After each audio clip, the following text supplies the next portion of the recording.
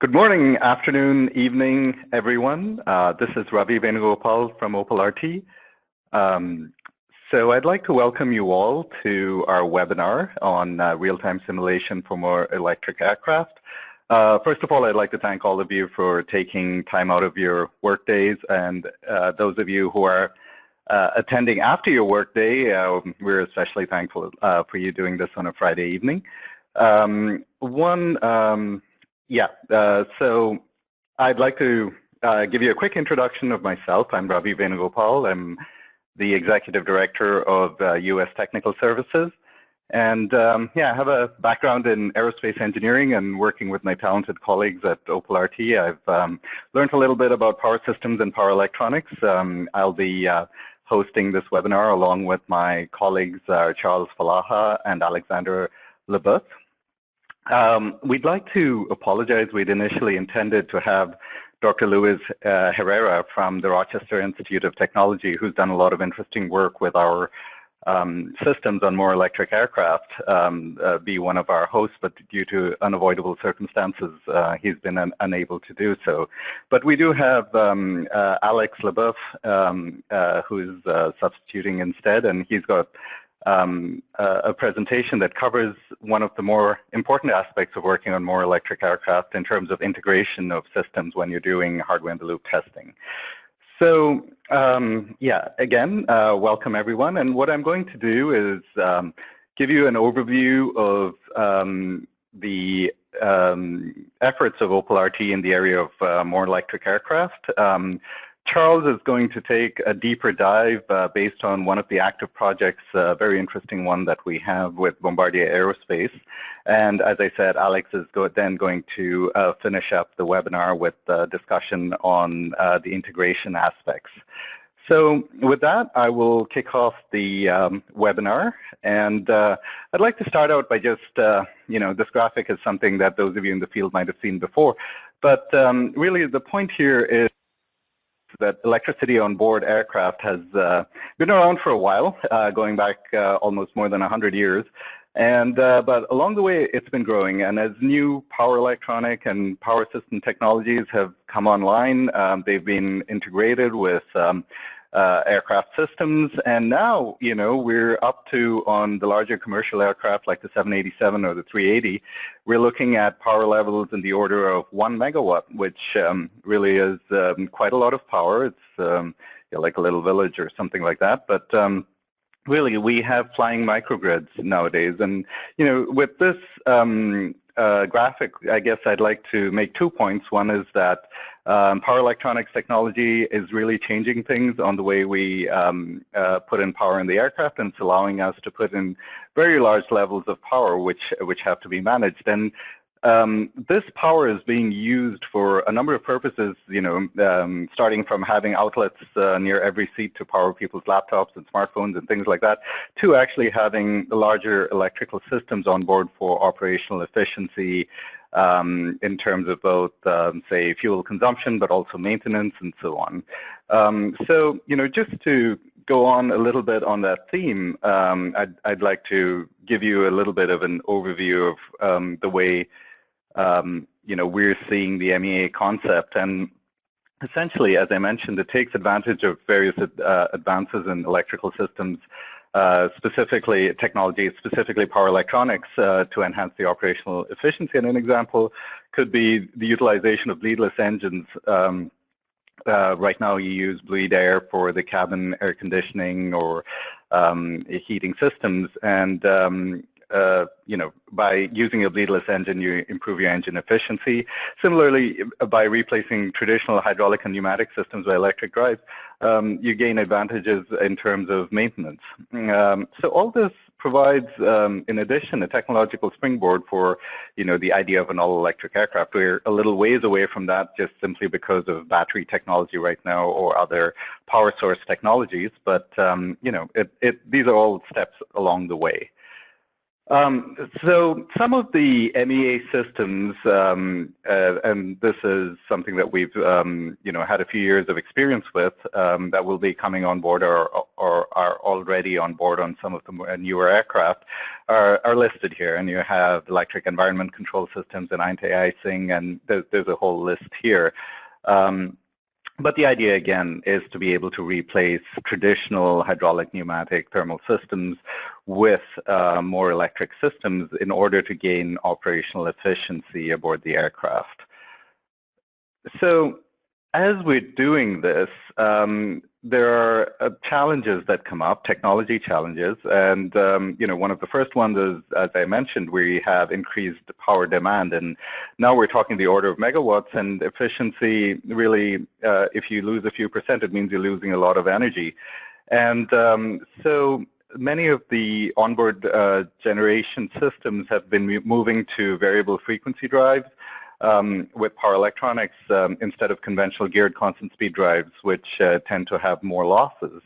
But while you're doing this and you're getting more power on board, driving more systems, you want to make sure that your power quality is very good. You want to avoid things like voltage sags and harmonics, because if you have harmonics, you have to add in filters, which add in weight. And of course, being in the aerospace world, reliability is absolutely essential. So while you're validating all this, you have to make sure that your electrical power generation and distribution system is validated across a range of operating conditions that the aircraft will be going through. And as you're putting all this new technology in, of course, it has to go to flight test, but this is expensive, and you want to minimize your risk of failure before you go up in the air. And what we believe is that simulation-based testing can play a very important role in de-risking the introduction of these systems. So here are a few of the things that need to be done. It's not just looking at the electrical system or the power electronics or the power generation and distribution system, but we have to look at the entire aircraft as an integration of systems when we're testing this out, because the performance of the other systems driven by the electrical power system depend on the electrical power system, and it all works together. So we need to test it under a range of conditions, not just your nominal conditions, but also in off-design and fault modes, which are very tricky to do both in the lab and in flight test. And we need to verify that the interaction between and communication between systems are verified. And testing needs to be conducted up to the entire aircraft level. When you're doing this, now simulation of course provides an answer, but the modeling is very complex. There are multi-domain models, multiple timescales. The networks themselves are fairly complicated, lots of breakers, there's redundancy. And then the power electronics works at very high switching frequencies, and to be able to study these, we need to be able to simulate them at sub-microsecond time steps. And to do all this, you have to use a platform with both CPUs and FPGAs, given current computational capabilities. And beyond that, you also need to be able to have very efficient software in terms of numerical methods, in terms of modeling, to be able to run all these complex models at speeds where you can study them, where it doesn't take hours to run a half-second simulation, but eventually also in real time, so that you can go from your model of software-in-the-loop simulation to hardware-in-the-loop simulation. So just to say a little more on that, the idea is that we have to simulate several components. So starting here on the bottom left, you have the electrical network, which would have your power electronics, which need to be simulated on the FPGA because you have very fast dynamics, and then you have the rest of the power system that goes on the CPU.